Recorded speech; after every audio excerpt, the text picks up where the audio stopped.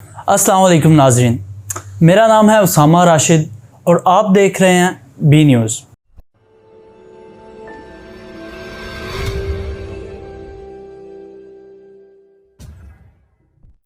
दोस्तों, पिछले कुछ महीनों से जैसा कि आपको पता है कि इस खित्ते के हालात तेज़ी से तब्दील हुए हैं।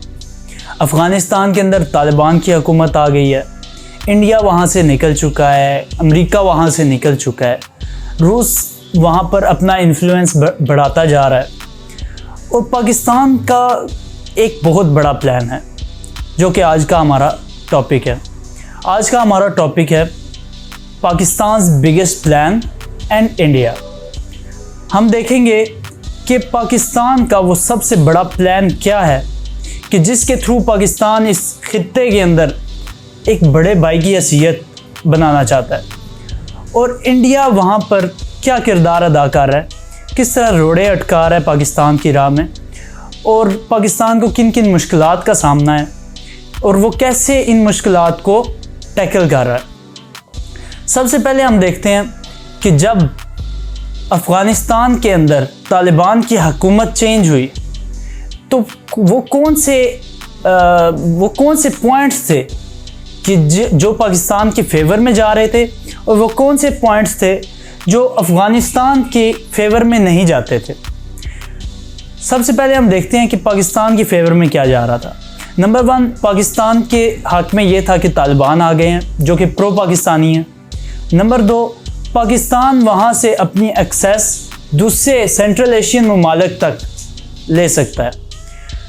नंबर 3 के ऊपर पाकिस्तान को ये एडवांटेज हासिल हो गया था कि जो एंटी पाकिस्तान टेररिज्म एक्टिविटीज़ हैं, जिन ग्रुप्स के साथ मुंसलिक हैं ये एक्टिविटीज़, वो तालिबान के अंडर आती हैं, यानी कि वो उनसे इन्फ्लुएंस्ड हैं। तो अगर तालिबान चाहें तो उनको कंट्रोल कर सकते हैं। तो पाकिस्तान एक तीर से कई सारे शिकार कर सकता है। ये पाकिस्तान के फेवर में थी, लेकिन अफ़गानिस्तान के फेवर में क्या बात नहीं जा रही थी। नंबर 1, तालिबान आ गए हैं तो उनके असासे, जैसा कि आप जानते हैं, मुंजमद कर दिए गए हैं। उनको फाइनेंशियली दबाया जा रहा है, उनको स्टेबल नहीं होने दिया जा रहा और उधर टेररिज्म एक्टिविटीज़ दाइश वो बहुत स्ट्रॉन्ग हो गई है, वो ज़्यादा हो गई हैं टेररिज्म एक्टिविटीज़। तो अब हम देखते हैं कि पाकिस्तान का सबसे बड़ा प्लान क्या है। इसको हम एक स्टोरी की तरह लेके चलते हैं और मैं आपको स्टेप बाय स्टेप बताऊंगा कि पाकिस्तान कैसे इस खित्ते की सुपर पावर बनने जा रहा है। आज से अगर हम 10 से 12 साल पहले नज़र दौड़ाएं, जब साबिक सदर आसिफ अली जरदारी ने CPEC का आगाज़ किया था, तो उस वक्त हमें CPEC बहुत छोटी चीज़ लगती थी।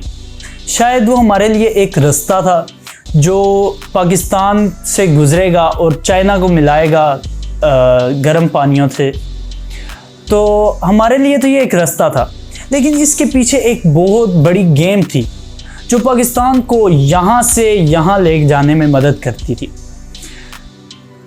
गेम ये थी कि पाकिस्तान उन सारे ममालिक, सेंट्रल एशियन ममालिक को उस गर्म पानियों तक रसाई देगा जो कि जिनके पास समुंदर नहीं है। तो ऐसा होना था कि वहाँ से Tajikistan, Uzbekistan, Kyrgyzstan, even Russia को पाकिस्तान एक रोड की फैसिलिटी मुहैया करेगा, रेल की फैसिलिटी मुहैया करेगा, पाइपलाइंस की फैसिलिटीज़ मुहैया करेगा, जो कि उनकी तिजारत को बढ़ाएगा अफ्रीकी ममालिक तक, उसके बाद अरब ममालिक तक। तो पाकिस्तान अब गेटवे बन चुका था चाइना, सेंट्रल एशिया के दरमियान और अरब ममालिक और अफ्रीकन ममालिक के दरमियान। अब इस तरह था कि पाकिस्तान ने गेटवे तो बनना था, लेकिन पाकिस्तान का जो रास्ता गुजर कर सेंट्रल एशियन ममालिक तक जा रहा था, उसके बीच में एक बहुत बड़ा मुल्क आता है जिसको हम अफ़गानिस्तान कहते हैं। अब पाकिस्तान के प्लान में सबसे बड़ी रुकावट अफ़गानिस्तान बन चुका था। अफ़गानिस्तान के अंदर एंटी पाकिस्तान हुकूमत बैठी हुई थी जो पाकिस्तान को एक्सेस नहीं दे रही थी। अगर बिलफर्ज कोई मुआहदे ऐसे जो किताबी सूरत में मौजूद भी थे तो वो एज सच इफ़ेक्टिव नहीं थे, उनकी कोई वक़्त नहीं थी, कह सकते हैं हम।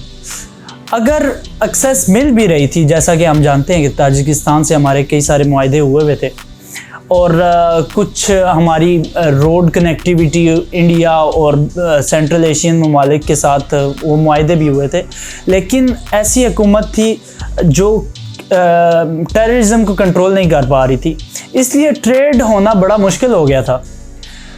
अब जब पाकिस्तान ने हालात के रुख को अपनी तरफ बदला, या कह सकते हैं कि जब अमेरिका अफ़गानिस्तान को छोड़कर गया, पीछे एक गैप पैदा हो गया, एक पावर का गैप पैदा हुआ जिसे पाकिस्तान ने फिल आउट किया। अब पाकिस्तान अपने प्लान की करीब होता जा रहा था, क्योंकि वो हुकूमत जो पाकिस्तान के मुखालिफ थी अब पाकिस्तान के हक़ में आ चुकी थी। और अब अफ़गानिस्तान को दो सूरतों का सामना था, दो बड़ी मुश्किलात का सामना है।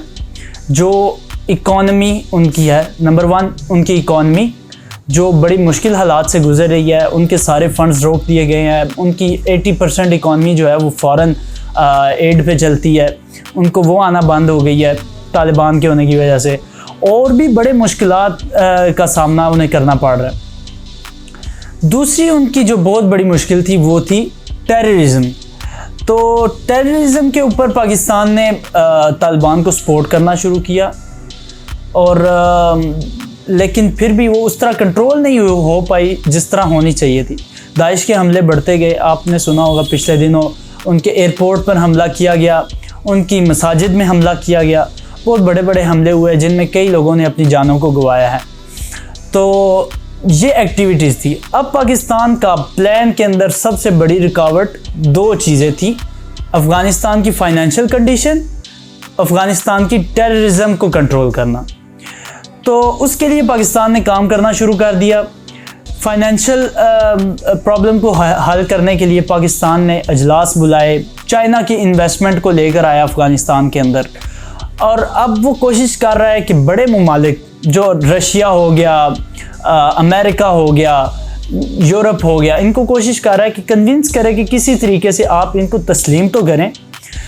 इससे बेनिफिट ये होगा कि जो ममालिक इन बड़े ममालिक की तरफ देख रहे हैं कि यार ये तस्लीम करें फिर हम कर लेंगे, तो जब ये तस्लीम करेंगे तो बाकी ममालिक भी तस्लीम करना शुरू कर देंगे। इससे ये होगा कि ट्रेड बढ़ेगी, ट्रेड बढ़ने से अफ़गानिस्तान में पैसा आएगा और अफ़गानिस्तान फाइनेंशियली स्टेबल होना शुरू हो जाएगा। दूसरा काम पाकिस्तान ने ये किया कि खुद से जो रोड कनेक्टिविटी थी, बॉर्डर्स वगैरह खोले, ट्रेड करना शुरू की ताकि अफ़गानिस्तान में कुछ पैसे आना जाना शुरू हों और इकॉनमी जो है वो बहाल होना शुरू हो।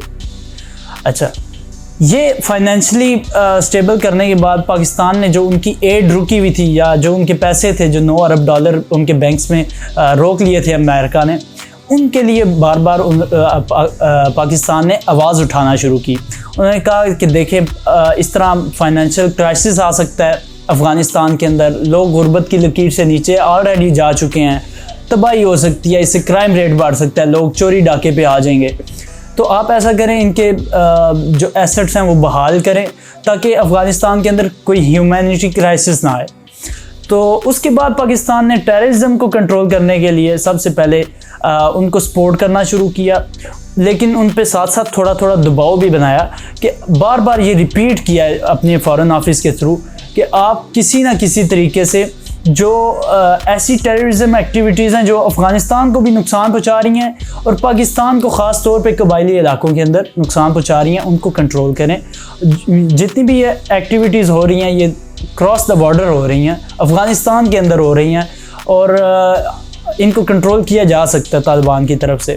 तो पाकिस्तान ने उनको एक तरफ सपोर्ट किया, दूसरी तरफ ये उन पर दबाव डाला कि आप किसी तरीके से उन एक्टिविटीज़ को रोकें, उन टेररिस्ट्स को रोकें जो पाकिस्तान के अंदर इंस्टेबिलिटी पैदा करना चाह रहे हैं। लेकिन अभी तालिबान उस लेवल पे नहीं पहुंच सके कि जिसके ऊपर वो टेररिस्ट को कंट्रोल करें, दाइश को कंट्रोल करें, क्योंकि आलमी तौर पर तालिबान को अभी तक पजीराई नहीं मिल सकी। तो ये पाकिस्तान का बहुत बड़ा प्लान था कि हम सेंट्रल एशिया को पाकिस्तान के थ्रू रास्ता दें, अफ्रीकी ममालिक से उनसे टैक्स लें, उनसे रोड के ऊपर टूल टैक्स लें और उससे पैसा जनरेट करें, फिर अपने ग्वादर को डेवलप करें, उसको फाइनेंशियल हब बना दें, ठीक है, पाकिस्तान की एक्सपोर्ट्स बढ़ें, पाकिस्तान रीजनल कनेक्टिविटी, आपने बहुत नाम सुना होगा, रीजनल कनेक्टिविटी के ऊपर काम कर रहा था। चाइना को साथ मिलाया, ऊपर रशिया को साथ मिलाया, सब कुछ किया और उसके बाद रीजनल कनेक्टिविटी पे काम किया। जो प्रॉब्लम्स आई उनको सॉल्व करने की तरफ पाकिस्तान लगा। अब आ जाए इंडिया की तरफ। इंडिया का क्या मसला चल रहा है? इंडिया को बहुत बड़ी तकलीफ़ हो रही है। इंडिया को ये है कि भाई हमारा सारा इन्फ्लुएंस जो था अफ़गानिस्तान के ऊपर वो पाकिस्तान ने ख़त्म कर दिया। हमारी इतने अरब डॉलर्स की जो इन्वेस्टमेंट थी उस पर सारा कंट्रोल तालिबान का हो गया, हमें तो कुछ ना मिला। तो इस वजह से इंडिया को तिलमिलाहट है जो कि बनती है, वो उनको हो रही है। तो अब उसके लिए वो क्या कर रहा है, जो टेररिज्म अफ़गानिस्तान के अंदर ऑलरेडी हो रही थी उसको बढ़ावा दे रहा है, उसको फाइनेंस कर रहा है। आपने देखा होगा उसके रिज़ल्ट के अंदर पाकिस्तान के अंदर जो टेररिस्ट एक्टिविटीज़ हैं वो बढ़ना शुरू हो गई हैं। कई जगहों पे धमाके दोबारा से होना शुरू हो गए, ख़ास तौर पे बलूचिस्तानी एरिया के अंदर। तो अब पाकिस्तान ने इस चीज़ को देखना है कि इंडिया को कैसे अफ़गानिस्तान से तोड़ के रखें ताकि किसी ना किसी तरीके से जो टेररिज्म को फाइनेंशियल सपोर्ट मिल रही है इंडिया की तरफ से उसको रोका जाए और फिर पाकिस्तान का ये प्लान, बिग प्लान कामयाब हो। हम नेक्स्ट वीडियो के अंदर आपके सामने पाकिस्तान का वो ग्रुप सामने लेकर आएंगे जिसके साथ पाकिस्तान फ्यूचर के अंदर चलना जा रहा है और भारत ने उसके मुकाबले में कौन सा ग्रुप खड़ा किया है, उसके अंदर के कौन कौन से लोग हैं, कौन कौन से हमारे दोस्त हैं जो उनमें शामिल हो गए हैं, उसके ऊपर डिटेल्ड हम गुफ्तगू करेंगे आपके साथ। तब तक के लिए उसामा राशिद को इजाज़त दीजिए। अपना बहुत सारा ख्याल रखिए। अल्लाह हाफिज़।